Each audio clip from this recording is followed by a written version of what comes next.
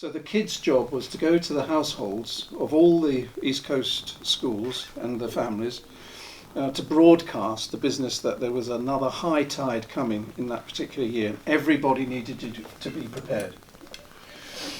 Well, the only way that the schools could get going on anything that was tense was imagining what it would be like if you were elderly and you had to take all the food up to the attic. Do you think they might need to have a helping hand?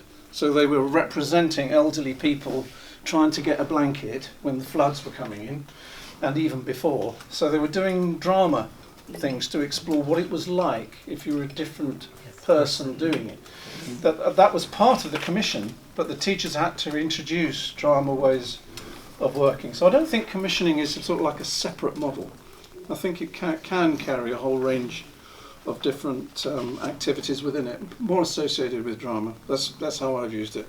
The issue which may not well translate very effectively is the linguistics, the shift of the language, particularly for us who are English users, to ensure that the work goes deeper. So it may not translate very well when you say, what sort of people are we? It might be the same in Latvian or Portuguese as what sort of people do we need. But in English, it's a very, very different set of codes that you're asking the kids to engage in. If we're saying, what sort of people can we be, as opposed to, so what sort of people do we need to do that job? Because the extension of what sort of people are we gets us down to our values. And all this work is about exploring the values that we hold, what we stand for. So I don't know whether you've come across the Action Motivation Investment toolkit, but it is about that. Every action carries in it the values that we hold. It's inevitable. We may not know it, but in drama and theatre it can be exposed, and often is. I'm trying to make a decision in terms of the practice as to whether we all go over to the classroom and you see some work in action, or the kids come here and engage with us as the commissioners.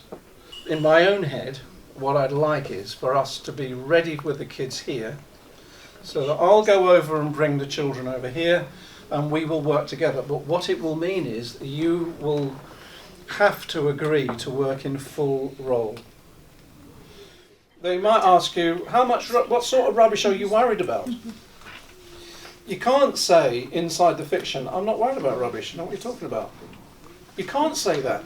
You have to say, we're worried about asbestos, or we're worried about the rats, or we're worried about poisonous paint, or we're worried about oil. You know, you will be worried about something, and that's what the kids are there to ask you about, what you're worried about. And once you've said your bit, that's it. So we know what the worry is from this team of people who are environmentalists. Yeah? So we will represent the environmental officers of REDDITCH. And there's been a big worry. The drama tension is more and more people from not necessarily REDDITCH, but from outside, are dumping things. We call it fly tipping. This is for local people. Now, what I'm going to ask you to do in teams, so you have one map per team, because you imagine the kids are going to be coming in. We can't just have one map.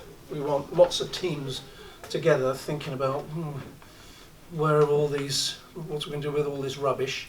So the kids will see your list somewhere on here, because we're inventing here the possible dumping of items that you've got somewhere on the map, illegally, right? Não, é mais ao lado disso. I'm afraid that...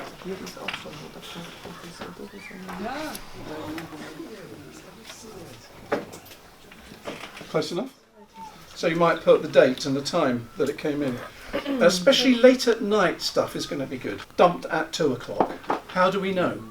Well, one of the neighbours seemed to hear something. As they opened the window, they saw a van driving away, and they saw all the stuff out. 2 o'clock in the morning, can you believe it? Is the sort of thing you're trying to invent. The idea for this afternoon, obviously, is for us to see what emerges out of this, and the steps. So at 3 o'clock, about 5 to 3 when the children go, we'll have a chance to have a reflection on it, particularly the steps of getting the kids engaged with the particular frame that we've got. So the first thing that they will do is come to you and find out what's up. And the idea is to not give them a disaster, but give them tension. It's like we're not sure what's going on. We're not sure what our actions should be in this. It's just that we're faced with this. So there should be conversations around lots of things about this fly tipping stuff. I'll stop you around the pictures and get the kids round here probably, and we will decide on what sort of framework we can engage in that will help you. Now, it might be that they can be surveillance people. After all, it's only an afternoon. We'll see what interests them. Or it might be waste disposal people. Or it might be specialist officers. I don't know what will interest the kids, but they will have a view. And we will find a way of interacting with you from that point of view for the rest of the afternoon. Is that okay?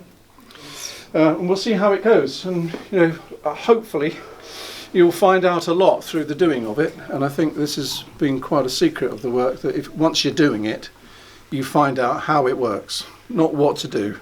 How does this work? So you're learning internally all the time. So don't be worried if you're getting the jitters or you don't quite know what to say to the kids when you're working with them. Don't worry. They've got a lot of experience and they'll help you out.